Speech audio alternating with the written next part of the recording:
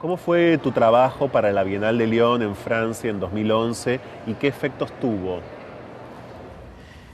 En Lyon presenté dos trabajos. Eh, Uno se llama 1051 y se va a mostrar también aquí en Proa.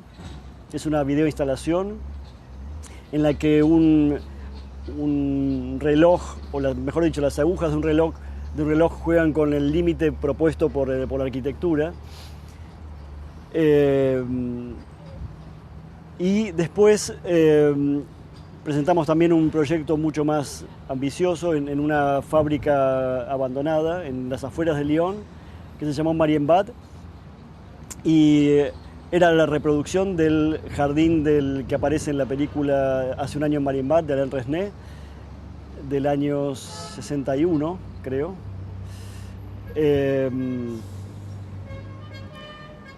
Y hubo varias coincidencias, es decir, desde la ventana desde donde se vería la instalación estaba ubicada más o menos a la misma altura que Alain Resnais había puesto la cámara para hacer una de las tomas más conocidas de la película.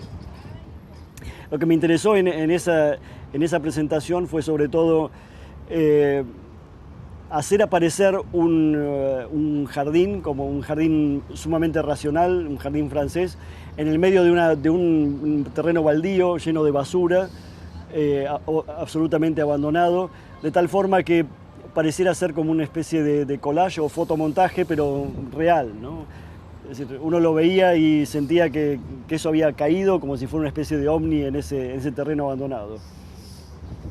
Me parece que fueron dos trabajos que, si bien no estuvieron mostrados en el mismo lugar, establecían una conexión entre sí. Las dos presentaban algo así como una especie de tiempo detenido, ¿no? En uno, obviamente, de una manera mucho más clara en el reloj, mientras que en el otro era una referencia a otro tiempo y a otro espacio, ¿no? ¿Qué fuerza específica alcanza la idea del tiempo detenido que reaparece con frecuencia en tu obra? Sabes que trato de no pensarlo mucho. En general es un concepto o una imagen que aparece sin que yo lo filtre, ¿no? Entonces, en ese sentido, a veces prefiero no indagar demasiado, ¿no? Siento que aparece inevitablemente, pero prefiero no interpretar esos contenidos. Esa es tarea del espectador, me parece. ¿Qué significa para tu obra una exhibición como Aire de Lyon y como la Bienal de Lyon, en la que tus trabajos interactúan en ambos casos, ¿no? O por lo menos dialogan con obras de tantos artistas internacionales? Mira, las bienales son eventos que uno puede aprovechar de diferentes maneras, ¿no?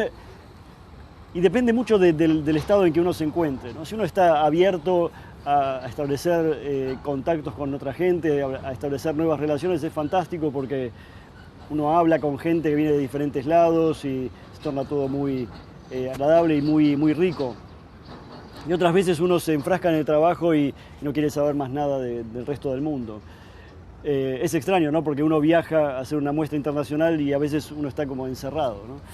Pero en general la idea de las bienales es muy interesante a nivel de intercambio, ¿no? En general uno se relaciona mucho con artistas de diferentes lados del mundo, de lugares que uno ni siquiera tiene pensado visitar, y esa experiencia es sumamente rica, ¿no? ¿Cómo es entonces volver a exponer en el circuito local? No sé, hay algo, ¿sabes que me estaba preguntando esto, ¿no? Que era cuando venía para acá y decía, qué situación extraña es, ¿no? Porque yo conozco la ciudad, vengo en mi auto hasta aquí, estaciono, llego y saludo a la gente, ¿no? Es cosa que no ocurre cuando uno viaja al exterior, ¿no? Que se encuentra con gente que, digamos, uno le tiene mil veces nombre porque no lo entiende, ¿no? Y para llegar a los lugares es como llegar siempre por primera vez, ¿no? Y no sé, yo siento una familiaridad con Proa que obviamente no tengo cuando viajo al exterior. Es decir, siento que es como mi casa casi. Ya pasamos varias experiencias extrañas también. Entonces, no sé, me siento como un lugar muy familiar. No tiene nada que ver con el hecho de exhibir afuera. Por más que seamos todos artistas de diferentes partes del mundo, ¿no? Para mí Proa es algo muy familiar. Me siento muy en casa, ¿no? ¿Cómo te relacionás con el trabajo de un curador? ¿Cómo evaluás y experimentás el trabajo de un curador? Es muy difícil